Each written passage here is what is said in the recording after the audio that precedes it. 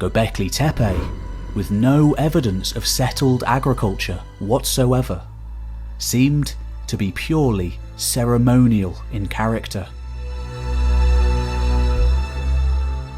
For Schmidt, all of the excavated buildings from the second and third levels at Gobekli Tepe had been houses, but of the divine.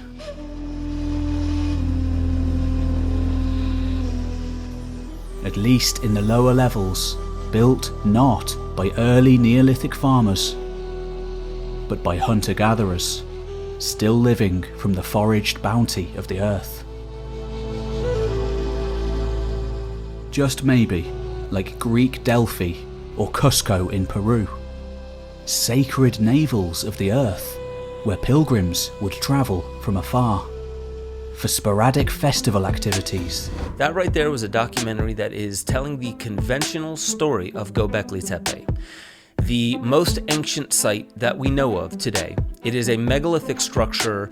Some say all that's been unearthed is 5% of it, and it's already the size of the whole territory of Stonehenge, meaning 95% of it has not been excavated yet. And that gets us into exactly what we're talking about today.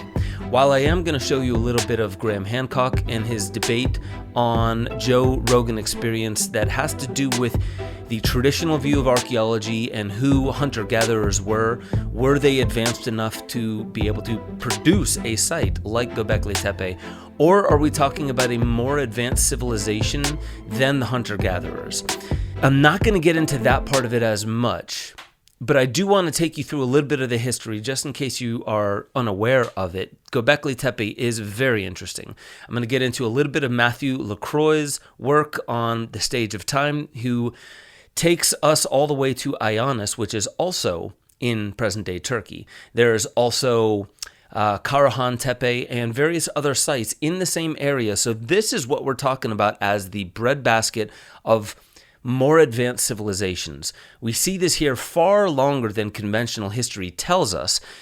But the thing that I want to point out is something around 2014 all the way to 2016 happened. The archaeological site was taken over and something interesting happened. While $15 million has been thrown at this in order to take over, and I'll tell you who in a moment, to take over this site and this archaeological dig, an interesting thing has happened where roofs, walkways have been planted on top of it with heavy machinery, destroying some of the site itself.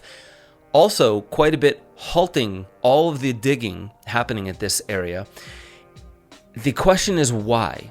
And we won't be able to truly dig into why until we start digging into the who. But believe me, it's not the World Health Organization, but it's not far off. And yes, it is a 3-letter institution. You're going to have to pay attention first to the details of how incredible Gobekli Tepe is as a site. I'm going to get a little bit into ancient Ukraine, which most people that I understand who even know about ancient megalithic structures, they're not as hip to some of Yuri Shailov's ideas of how old ancient Ukraine actually is. But first we need to go into a little bit more of the history of what is Gobekli Tepe? How can we understand at least what conventional history is telling us? So let's dive in. Gobekli Tepe was rediscovered in modern times in 1995. And he shares how this place is like a time capsule. It almost appears to have been buried intentionally.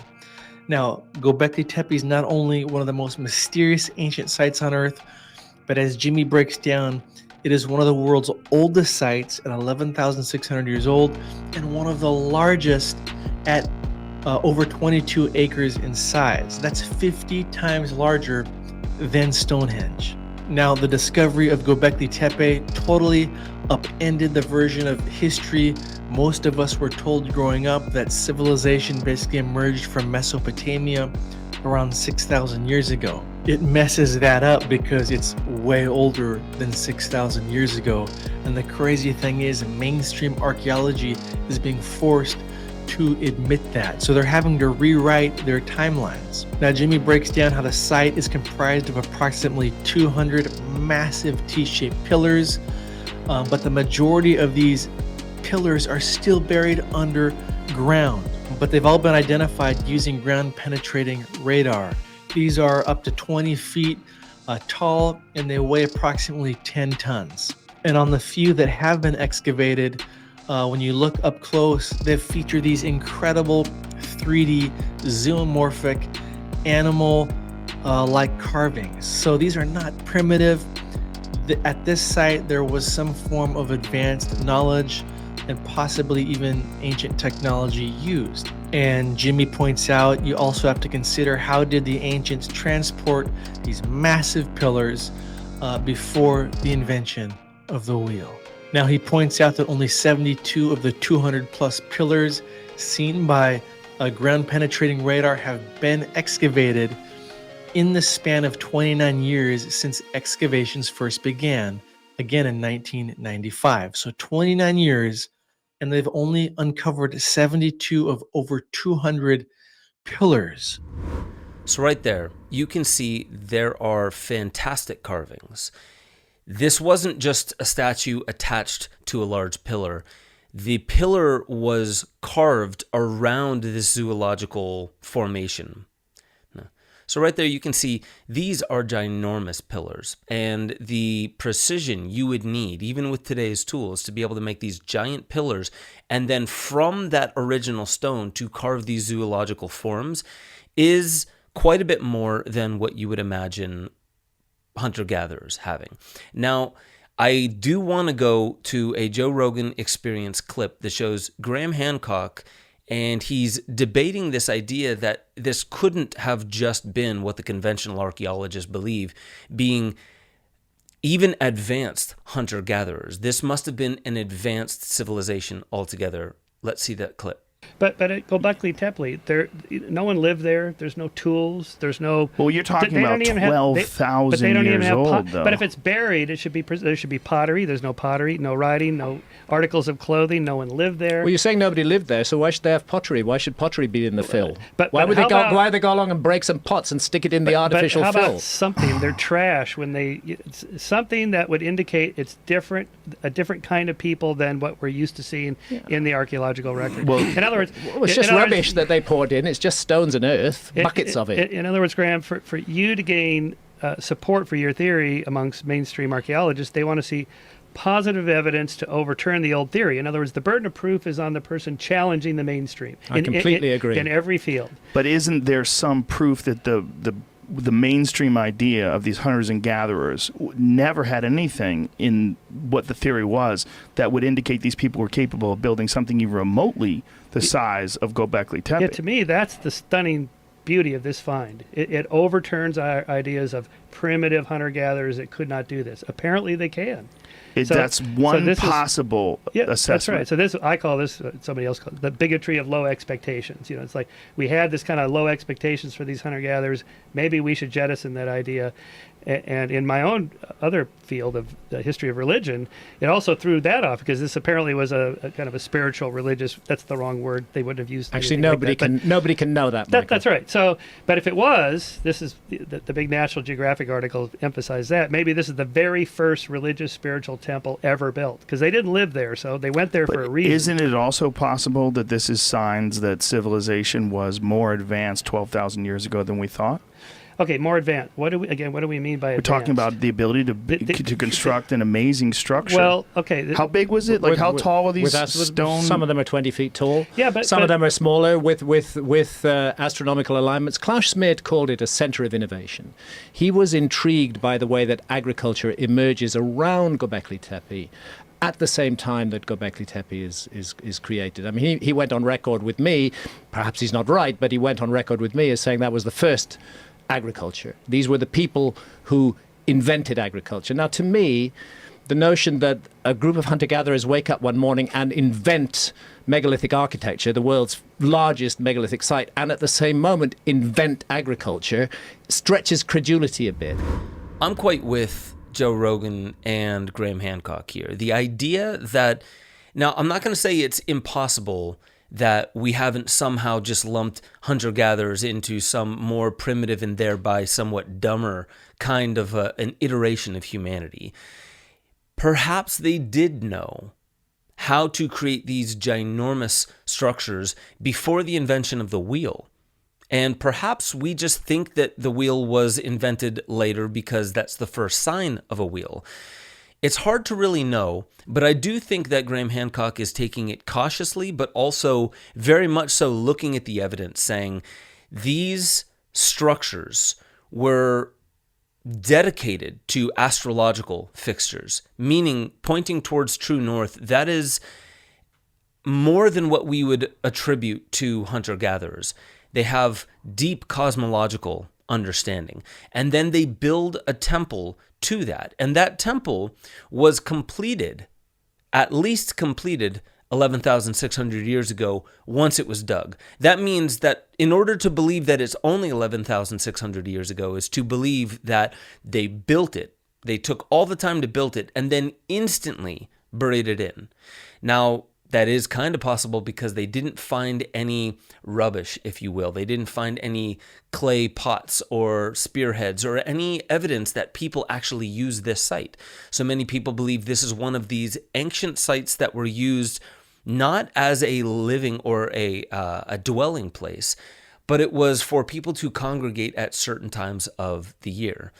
I do want to say that this is in line with much of what Yuri Shailov's work is saying about ancient Ukraine that goes all the way to 20,000 years ago. Interestingly enough, I've talked about the ancient Ukraine thing in previous episodes, so I won't rehash it now.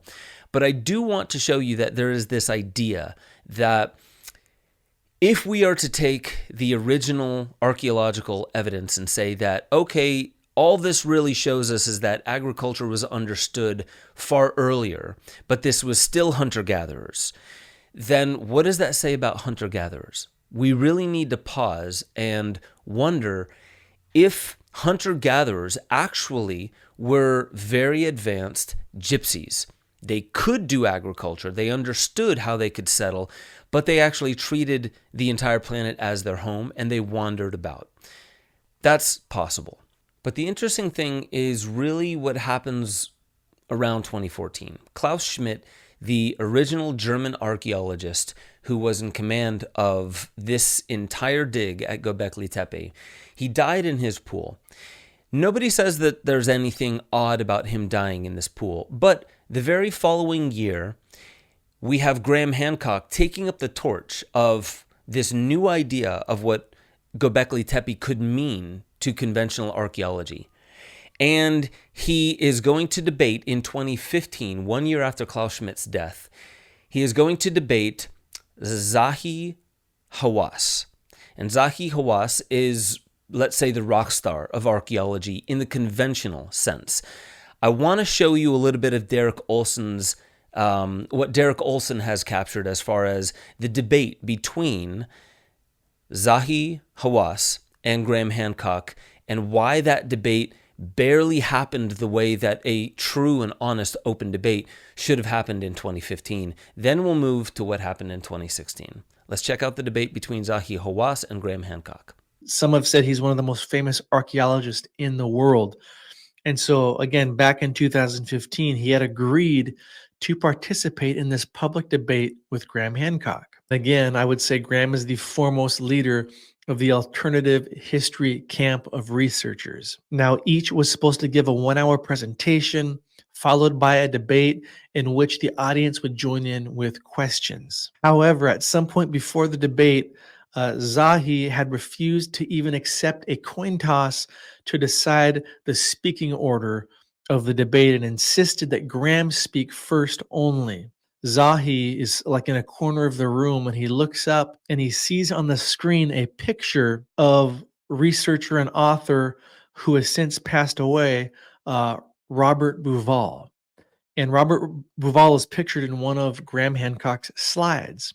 So as soon as Zahi sees this image of Robert Bauval, he becomes furiously angry. And he basically shouts at Graham, according to the accounts, and made some supposed insulting and demeaning comments about Robert Bauval, and told Graham that if he dared to even mention even a single word about Robert in his talk, that he would walk out and refuse to debate. So that was in 2015, 1 year after Klaus Schmidt dies in his pool. In 2015, all of a sudden there's this split. Graham Hancock was working with Klaus Schmidt to try and understand the deeper implications of Gobekli Tepe. And then 1 year after Klaus Schmidt's death, there is this debate to be had, and there is a very unruly Zahi Hawass. Zahi Hawass has many connections. He is a deeply renowned archaeologist all the way from Egypt throughout the Mediterranean. And the interesting thing here is 1 year later, who takes up the torch on who is going to now not just receive funding, but who is going to oversee the archaeological dig at Gobekli Tepe, of which at the time, at 2016, there had only been 5% of the entire site that they've seen from LiDAR, meaning Earth-penetrating radar. They saw that around only 5% of the entire dig has actually been unearthed. So 72 out of over 200 pillars still lie within the ground. You would imagine the next archaeologist or the managing archaeologist to take up Gobekli Tepe would want to speed this along so more of the story of our origins can come out. How much of that site has been unearthed since 2016? 0. Interesting.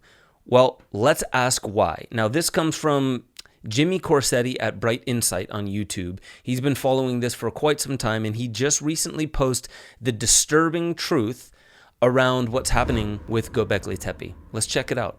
The 20-year partnership was done by members of the World Economic Forum back in 2018. Yes, you read that right.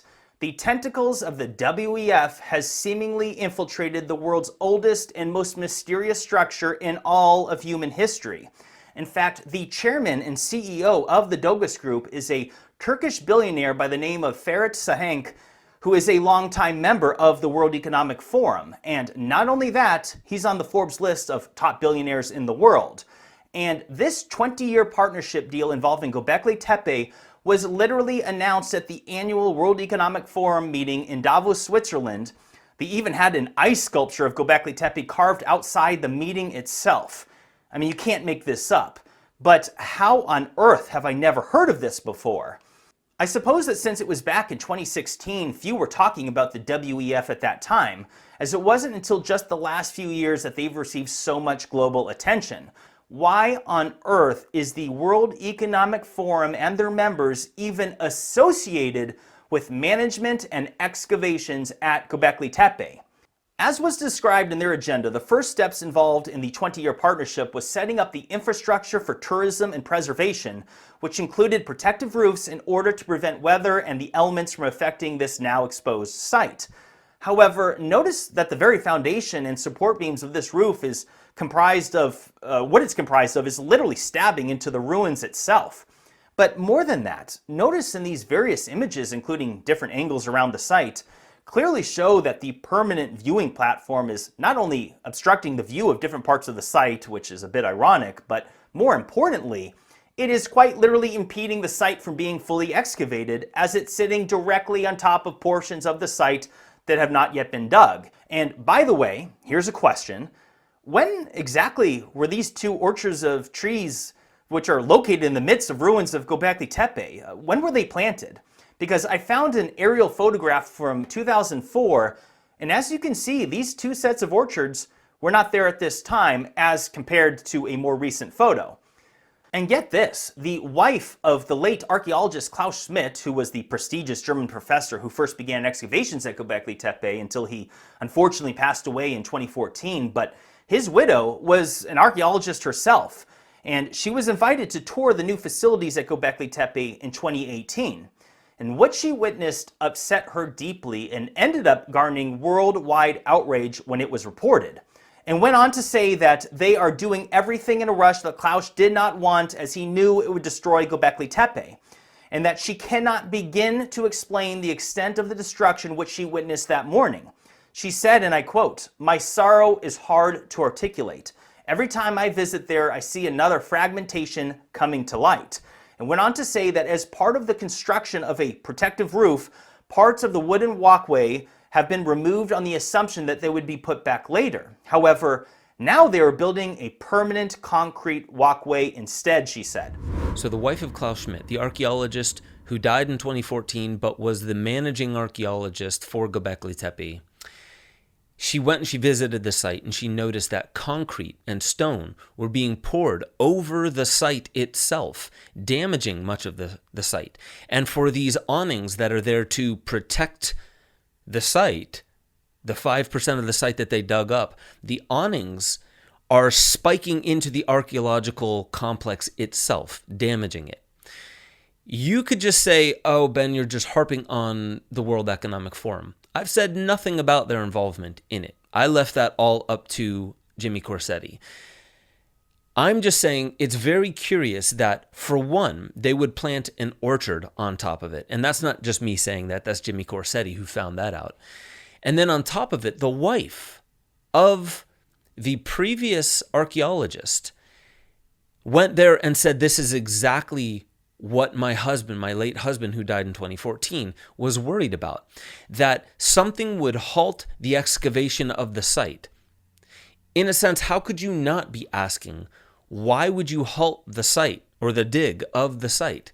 If you're going to take it over, why would you halt it by putting permanent structures over top of the dig itself, bringing in heavy machinery that's going to crush the dig itself? Was something found that they're trying to cover up? I don't know. I'm not going to try and leap to some of these assumptions, but it is very interesting that World Economic Forum and Turkish billionaire together took over the site. They said this is how we're going to restore it in the National Geographic article they did on it. We're going to restore it. But does that mean we're going to keep it from being destroyed by no longer digging at this site, no longer digging up our ancient past? The origins of humanity, something that would upend archaeology? This is what Graham Hancock was so upset about in the Joe Rogan Experience, was this is what archaeology seems to do. They start pushing back needlessly against new ideas that could be coming out about our ancient origins. So what I want to do is I'm going to show you some of these pictures of this brilliant site at Gobekli Tepe. Ask yourself why the World Economic Forum, being an economic forum, is involved at all. It really is under the United Nations Education, Science, and Community Organization, UNESCO, who has ancient sites under their jurisdiction all around the world, even in the United States, where that is UN land now. It's not the US's land or these other countries' land. Why would the World Economic Forum have taken over this archaeological site? It is something to ask yourself. And roughly around that time, that's right when you see the previous crisis in Ukraine. I believe there's a lot of archaeological digs in Ukraine that are right now being either covered up, destroyed, like many people say World War II was also about destroying many ancient sites, more ancient than we understood up to that time, destroying many ancient sites to cover up a past that is a little too telling to the people who are in charge today. That could seem very conspiratorial, but if you really start to dig into some of the very first things in the Iraq War that were done when U.S. forces went in, was basically a ransacking of the museums and looting of many ancient artifacts.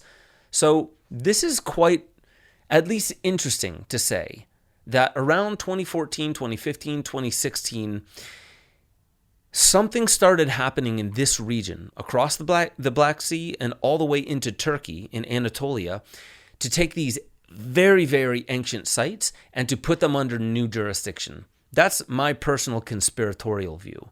I hope you can take a look at this and just become fascinated at the fact that there are many questions that are not solidly answered in current archaeology, and they have to do with this region all around the Black Sea, from Turkey to Israel and Palestine, all the way to the Ukraine.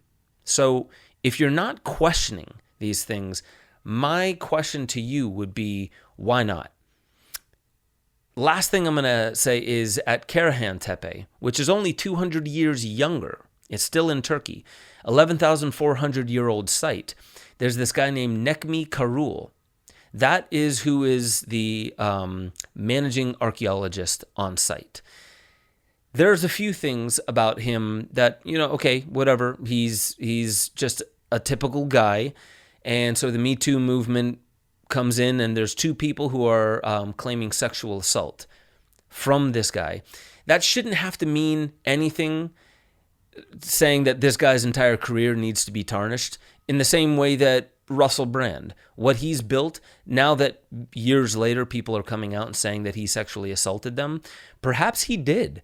But does that mean the stuff he's saying about the World Economic Forum is wrong? Perhaps he didn't, and they're just trying to tarnish his name. Perhaps the same thing is happening with Nekmi Karul. Who knows? I do want to say that these sites, like Karahan Tepe, Gobekli Tepe, and associated sites, one that I'll show you at the very end with Matthew LaCroix, called Ionis, these sites start to beg the attention of a new critical thinking about either who the hunter-gatherers were back in this time, or were there more ancient civilizations, human or otherwise, around Turkey at this time, and did they simply use hunter-gatherers as slave labor at this time? These are questions that need to be asked and dug into much deeper. I implore you all to go get Ancient Arata Ukraine, the book, Ancient Arata Ukraine, 20,000 BC to 7,000 BC, because it'll blow your mind. This is one of the world's leading Sumerologists and best archaeologists, very clear thinker. And he's speaking about ancient archaeology that goes all the way back to 20,000 years ago in roughly the same region around the Black Sea. Please look deeper into this, because our roots are not just fascinating, they're being covered up. And part of that cover up is coming from the World Economic Forum. Just saying. I love you all, and I'll catch you all next time on the Deeper Dives. Here we are at the top of Ionis, where the Holy Temple is, the most sacred and holy place of all.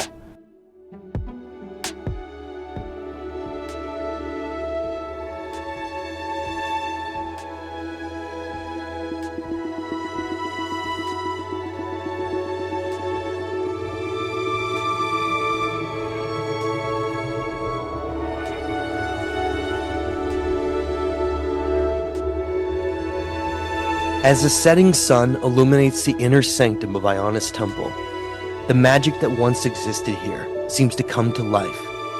A place that will one day be recognized as the oldest and one of the most sacred temples in the world, the origin point of the cross, and source of so much of what we've forgotten.